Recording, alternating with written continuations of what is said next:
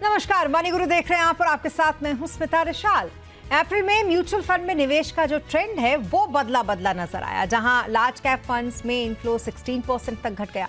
Mid और small cap funds में निवेशकों का जोश रिकॉर्ड हाई स्तर पर पहुंचता दिखा और फ्लेक्सी कैप फंड भी निवेशकों की नई पसंद बनकर इस दौरान उभरे। यानी बाजार के उतार चढ़ाव के बीच भी निवेशकों को ज्यादा रिटर्न की तलाश में रिस्क लेना पसंद आ रहा है। तो कौन से मार्केट कैप बने निवेशकों की पहली पसंद और आगे क्या होनी चाहिए आपके निवेश की स्ट्रैटेजी, ये हम जानेंगे आज के हमारे इस शो में। इस शो में हमारे साथ है रुंगटा सिक्योरिटीज के सीएफपी हर्षवर्धन रुंगटा और निमित्त कंसल्टेंसी के फाउंडर नितेश बुद्धदेव भी इस वक्त हमारे साथ हैं। आप दोनों का बहुत स्वागत है हमारे साथ इस शो पर।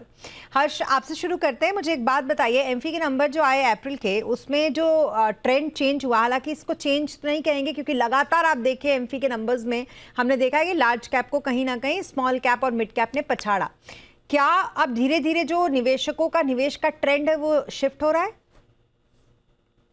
वेल स्मिता, अगर हम रिटर्न्स की बात करें, पहले अगर हम शुरुआत करें ये देखते हुए कि निफ्टी 50 ने जो रिटर्न्स दिया, हम अगर लार्ज कैप इंडेक्स की बात करें, मिड कैप इंडेक्स की बात करें और स्मॉल कैप इंडेक्स की अगर बात करें, तो ये जब कंपैरिजन हम पिछले 1 साल 2 साल या 3 साल का करेंगे तो हम देखेंगे कि लार्ज कैप जो निफ्टी 50 इंडेक्स है उसने मिड कैप और स्मॉल कैप को अंडर परफॉर्म किया है।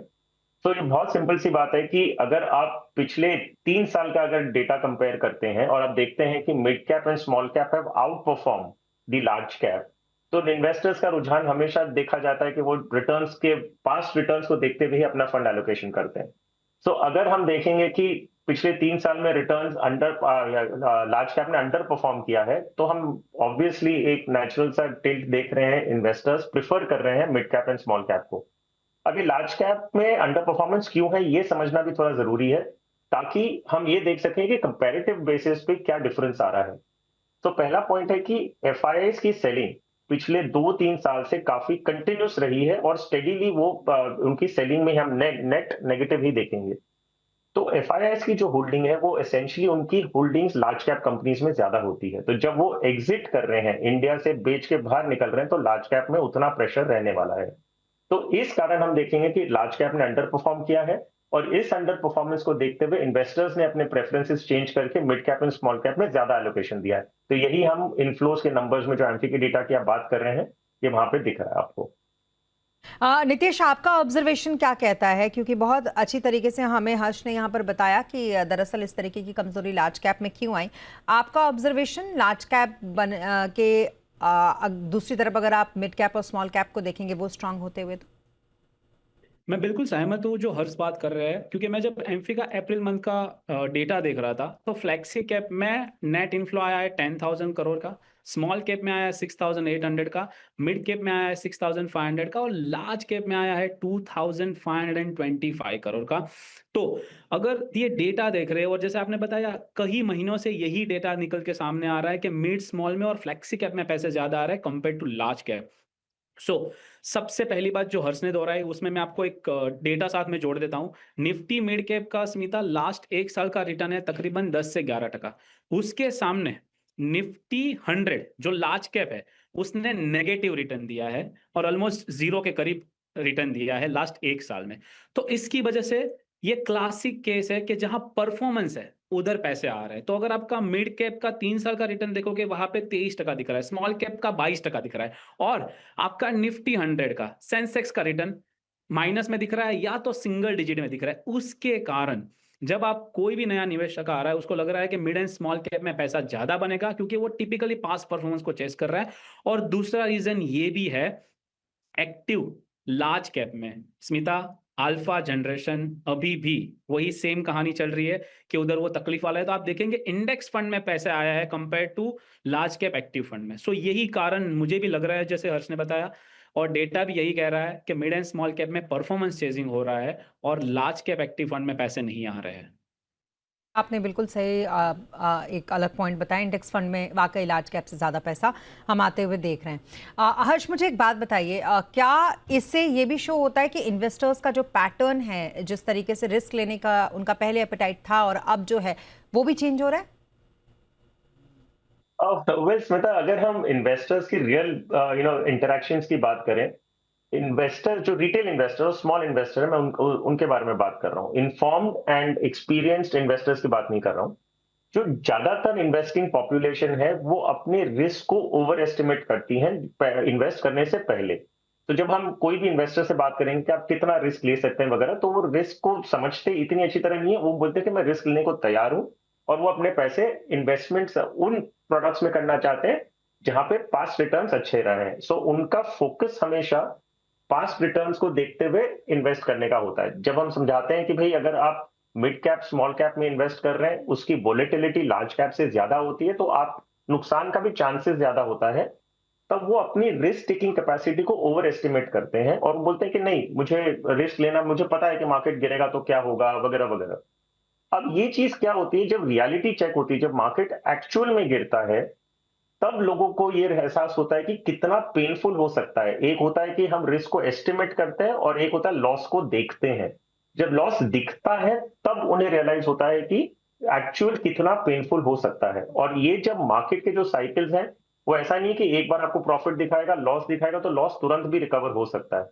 कई बार प्रोलॉन्ग पीरियड ऑफ लॉसेस जो होता है, मान लीजिए आपको एक मार्केट फ्लैट 3-4 साल तक रह सकता है, लॉस आपको 3-4 साल दिखा सकता है, प्रॉफिट हो सकता है एक एक शॉट में आपको मिले 6 महीने में, लेकिन लॉस लंबी अवधि तक आपको देखने मिल सकता है।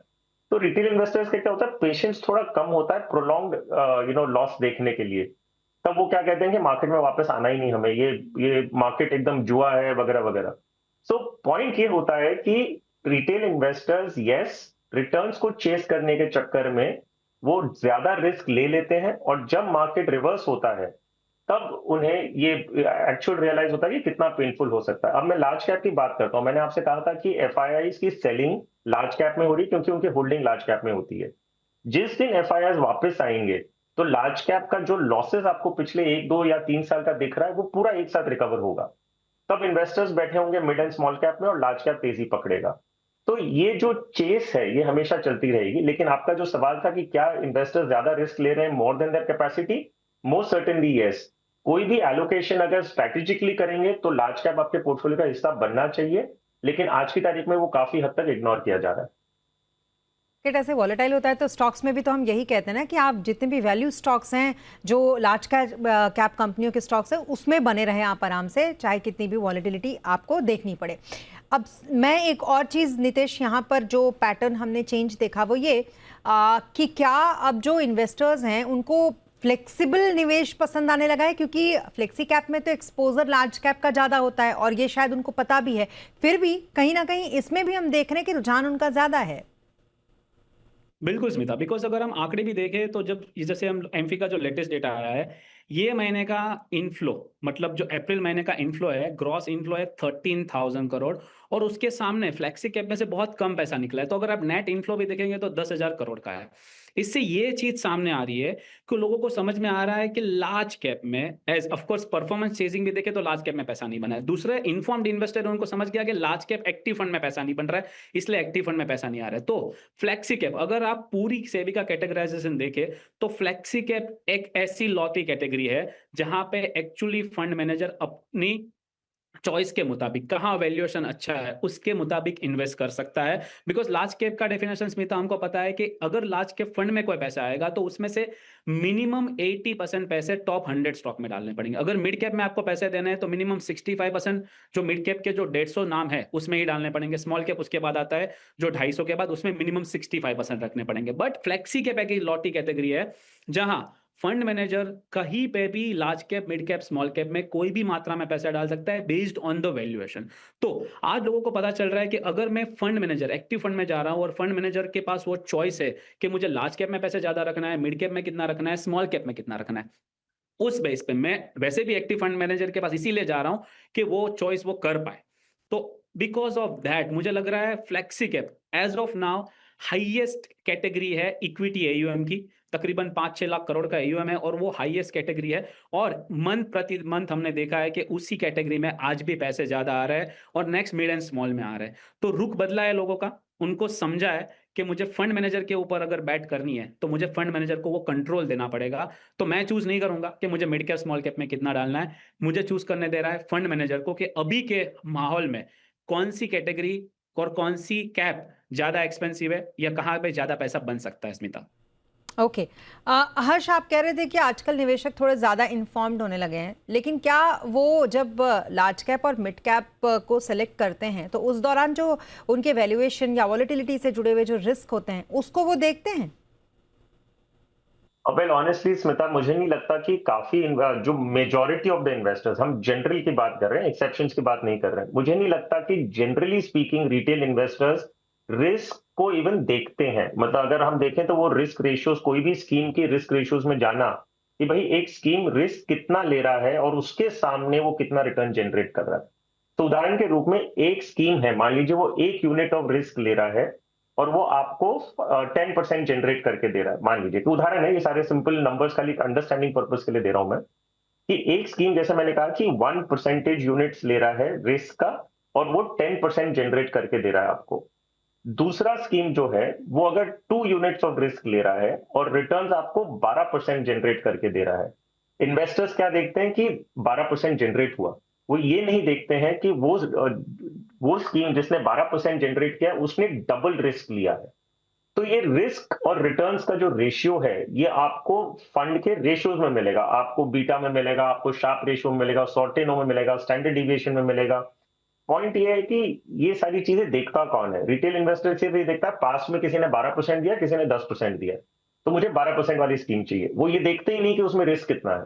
तो आई थिंक जो हम मुद्दा है वो base point, again coming back to square one, यही है कि अगर आप पास्ट रिटर्न्स देखते हुए अपना पोर्टफोलियो कंस्ट्रक्ट करने वाले हैं तो हमेशा आप खाली रिटर्न्स में जो टॉप दिख रहा है उसको ले रहे हैं आप, तो आप रिस्क में तो जा ही नहीं रहे, वॉलेटिलिटी में जा ही नहीं रहे, आप अपने एसेट एलोकेशन को नहीं देख रहे हैं, आप अपने कोर सैटेलाइट या जो भी आपका लार्ज मिड स्मॉल कैप में कितना एलोकेट करना, आप वो सब डायरेक्शंस में गए ही नहीं है। तो अमूमन हम देखेंगे रिटेल इन्वेस्टर्स की अगर हम बात करें, वो रिस्क और वॉलेटिलिटी को कंसिडर नहीं करते, वो सिर्फ पास्ट रिटर्न्स देखते हुए उम्मीद लगाते हैं कि फ्यूचर में भी ऐसे ही हमें रिटर्न्स जनरेट होंगे और यही स्कीम हमें जनरेट करके देगी वो रिटर्न, तब वो स्कीम उसी हिसाब से पिक कर रहे हैं। और आप नितेश, आप भी ऐसा ही मानते हैं कि ज़्यादातर निवेशक जो हैं वो अपने रिस्क एपेटाइट को आजकल ध्यान में नहीं रखते, या फिर बात सही है, पिछला रिटर्न देखते हैं और उनको लगता है कि उसी हिसाब से उनको आगे भी इसी तरीके का रिटर्न मिलेगा, बनिस्बत इसके कि वो मार्केट को देखे कि मार्केट कैसा है, वो इन सब बातों पर ज़्यादा डिपेंडेंट होकर निवेश कर रहे हैं? स्मिता, मैं बिल्कुल सहमत हूँ आपसे और हर्ष से, और हमने काफी बार आपके ही शो में चर्चा की है कि risk and return are two sides of the same coin. But काफी बार ऐसा देखा गया है, जब भी हम इन्वेस्टर से बात करते हैं, जब ऑडियंस से बात करते हैं, तब हमने देखा गया कि वो रिस्क को नजरअंदाज करते हैं। और जो हर्ष ने एग्जांपल दिया उसको ही मैं आगे बढ़ाता हूं। मैं एक्चुअल स्मिता डेटा देख रहा था कि लार्ज मिड और स्मॉल इंडेक्स अगर हम ले, लार्ज कैप में आपका large cap basis 100 Nifty 100, small cap में 250 और मिड कैप में 150।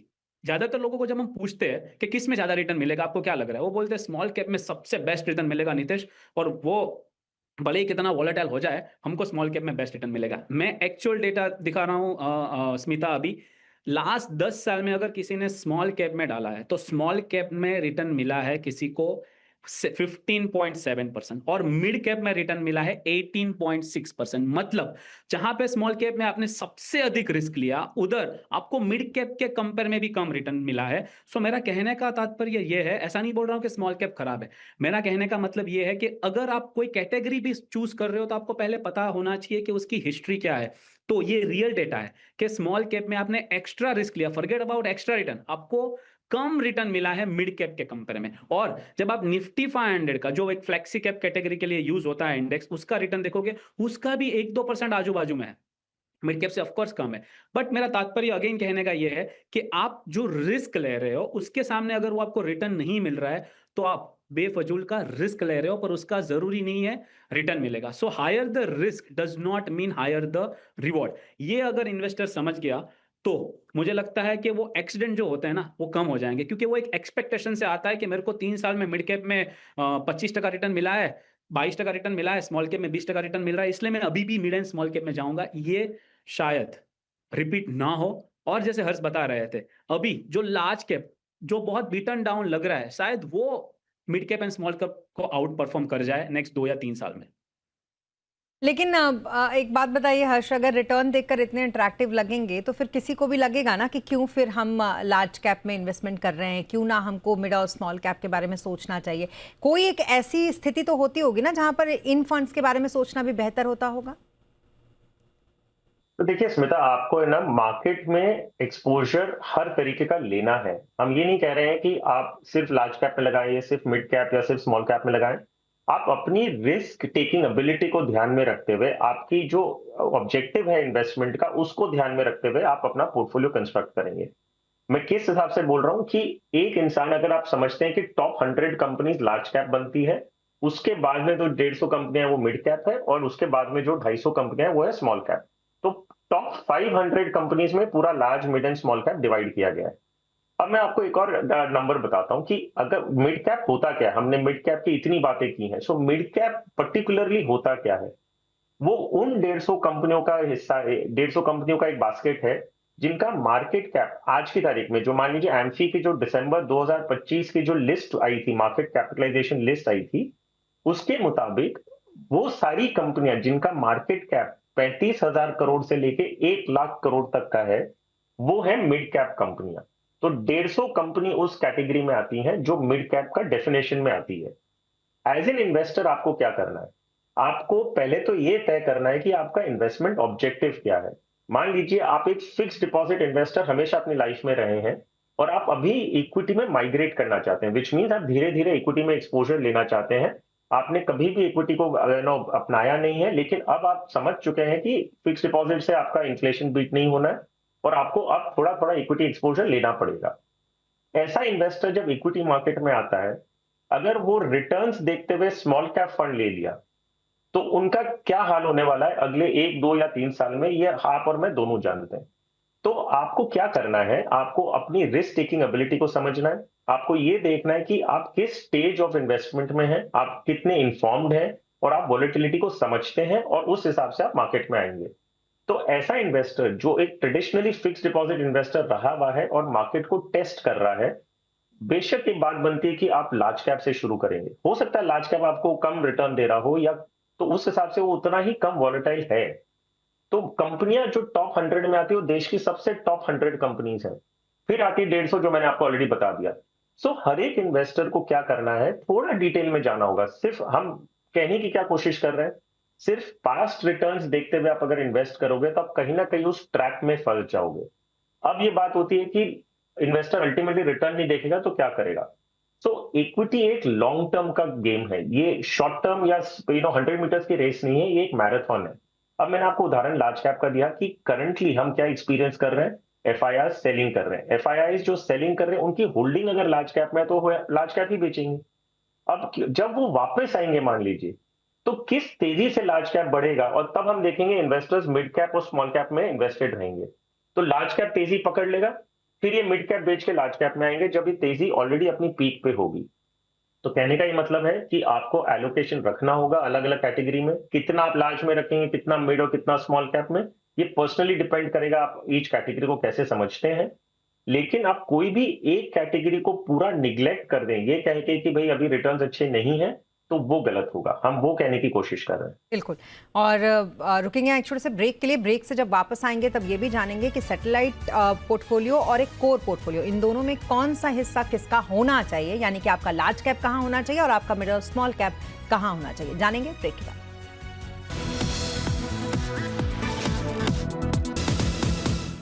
और ब्रेक के बाद एक बार फिर आपका स्वागत है। अप्रैल में म्यूचुअल फंड में निवेश का जो ट्रेंड बदला नजर आया, उसी पर कर रहे हैं हम बातचीत। हम हमारे साथ बातचीत करने के लिए हर्षवर्धन रुंगटा और नितेश बुद्धदेव लगातार बने हुए हैं।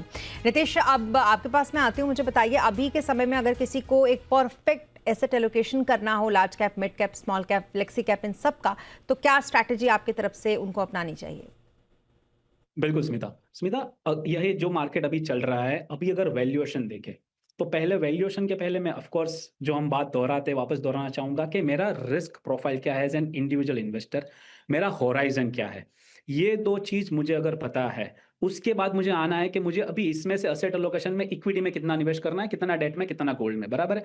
तो मान के चलता हूं कि एक अग्रेसिव इन्वेस्टर है, इधर से उसको 7, 8, 10 साल निवेश करके रखना है और इधर से उसको इन्वेस्ट करना है तो एक अच्छा खासा पोर्शन मतलब अराउंड 60 to 80% अभी के माहौल में पैसा इक्विटी में जा सकता है। और वो जो 60 to 80% जो इक्विटी में जा सकता है पैसा स्मिता, उसमें से मुझे लगता है around 50 to 60% should be in the large cap, और बैलेंस जो 30-40% बचता है वो मिड एंड स्मॉल के कॉम्बिनेशन में जाना चाहिए। फिर भी अगर आप 60% लार्ज कैप रख रहे हो और 40% मिड एंड स्मॉल रख रहे हो, इसके बाद आपको चूज करना है कि मुझे कौन सी कैटेगरी से इसमें निवेश करना है। बिकॉज हमने बोला कि लार्ज कैप में ऐसा नहीं है कि आपको लार्ज कैप में अलोकेशन करना है, मतलब लार्ज कैप म्यूचुअल फंड में डालना है, लार्ज कैप एक्टिव फंड में डालना है। क्योंकि जब भी आप फ्लेक्सी कैप में डालते हो, जब भी आप मल्टी कैप में निवेश करते हो, उसमें से 50 to 60% आपका पैसा लार्ज कैप ओरिएंटेड स्टॉक्स में ही रहता है। तो अगर आपको लार्ज कैप का एक्सपोजर लेना है, ये जो पोर्टफोलियो की हम बात कर रहे हैं, तो आपका फ्लेक्सी कैप, आपका मल्टी कैप, बल्कि आपका मिड एंड स्मॉल कैप में भी अराउंड 30 to 40% लार्ज कैप में पैसा रख सकता है। बिकॉज सेबी का मैंडेट ये कहता है कि आपको कम से कम 65% पैसा मिड कैप या तो स्मॉल कैप कैटेगरी में रखना है जब वो फंड में निवेश कर रहे हो। तो आपको स्पेशली अलग से लार्ज कैप फंड की जरूरत नहीं है। इसीलिए हमने देखा है कि इस लार्ज कैप फंड में भी निवेश कमाया है। बट अभी के माहौल में 60 to 80% आप इक्विटी में रख सकते हो, और वो इक्विटी का जो पोर्शन है उसमें से अराउंड 60% लार्ज कैप में रखिए और बाकी का 40% है मिड एंड स्मॉल में जा सकता है। ये कंसीडर करके आप ऑलरेडी ज्यादा मिड एंड स्मॉल में नहीं डाल रहे हो, कोई फ्रेश इन्वेस्ट करना चाहता है, उसके लिए एलोकेशन बता रहा हूँ स्मिता में। ओके, एंड सेम यही सवाल आपसे भी रहेगा हर्ष कि अभी के समय किसी को अपनी अगर परफेक्ट एक एसेट एलोकेशन की स्ट्रैटेजी बनानी हो सैटेलाइट और कोर दोनों ही पोर्टफोलियो के लिए, तो कहाँ किसको एलोकेट करें?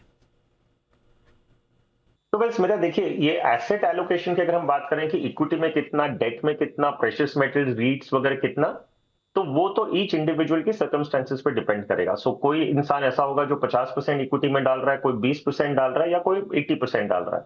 तो एसेट एलो उसकी हम एक इंडिविजुअल लेवल पे हम छोड़ देंगे। इक्विटी में जब मान लीजिए आपने जो भी तय किया, मान लीजिए 100 रुपए में से आपने तय किया कि मुझे 50 रुपया इक्विटी में डालना है, एक उदाहरण के रूप में, वो 50 रुपए कैसे डिवाइड होना चाहिए वो मैं आपको बता देता हूं। तो मान लीजिए अभी आप इक्विटी एलोकेशन की, इक्विटी पोर्टफोलियो में एलोकेशन की बात कर रहे हैं, तो मैं कहूंगा कि आप इक्विटी एलोकेशन का कोर एंड सैटेलाइट में डिवाइड करें।